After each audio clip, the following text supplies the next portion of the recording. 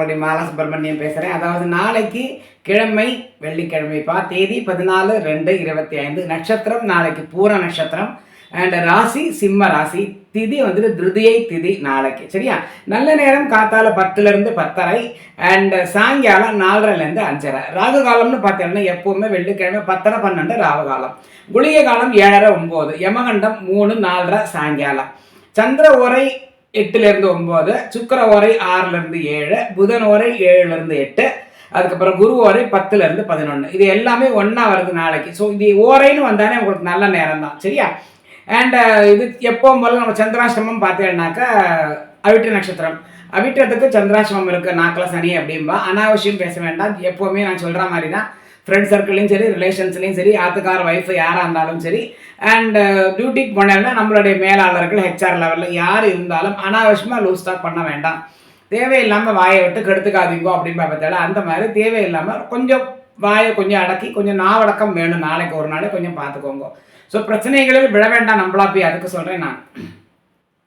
இன்னும் என்னென்னு பார்த்தா நாளைக்கு வந்து தைவெள்ளிக்கிழமை ரொம்ப விசேஷம்ப்பா. ஆற்றுல வந்து 5 முகம் விளக்கு நாளைக்கு ஏற்றுங்கோ. நாளைக்கு ஒரு 1 மணி நேரம் 1.5 மணி நேரம் காத்தாலேயோ இல்லை சாயங்காலமோ எரியட்டும். துளசிக்கு ஆற்றுல இருந்தால் துளசிக்கு நாளைக்கு விளக்கு ஏற்றுங்கோ, ரொம்ப விசேஷம்.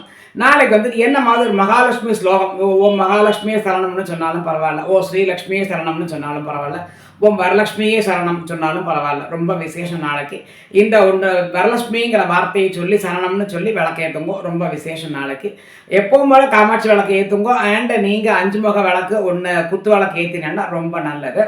அண்ட் தைவெள்ளிக்கிழமை அப்படிங்கிறதுனால ஒரு அம்மன் கோவில் பக்கத்தில் இருந்ததுன்னா முடிஞ்ச வரைக்கும் நீங்கள் போயிட்டு வாங்க. அப்படி என்னால் வெளியிலலாம் போக முடியாது மாமி அப்படின்னா ஆற்றுலேயே நல்லா ஜெபிச்சுக்கிட்டோம் செத்த நாடி உட்காந்துட்டு அந்த விளக்கை ஏற்றிட்டு ஒரு 5 நிமிஷம் அவளை பார்த்துக்கிட்டு நம்ம ஃபோட்டோ பார்த்துட்டு உட்காந்துருந்தாலே போதும், ரொம்ப புண்ணியம்தான்.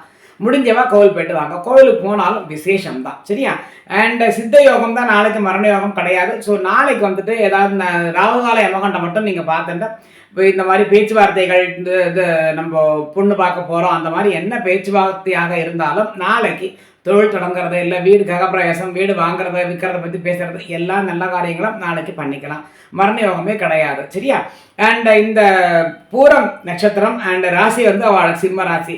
சிம்ம ராசிக்காரர்களுக்கு வைரம் அது வந்துட்டு பெரிய விஷயம் இல்லையா? வைரக்கல்.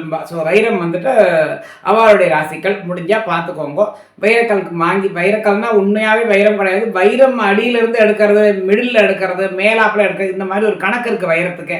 ஸோ அந்த மாதிரி கடையில் உண்மையான ஒரு சில கடைகளில் விற்பா, நம்ம 50 அந்த மாதிரி பார்த்து போடுறதுல அதை நான் பேசுகிறேன் உங்களுக்கு.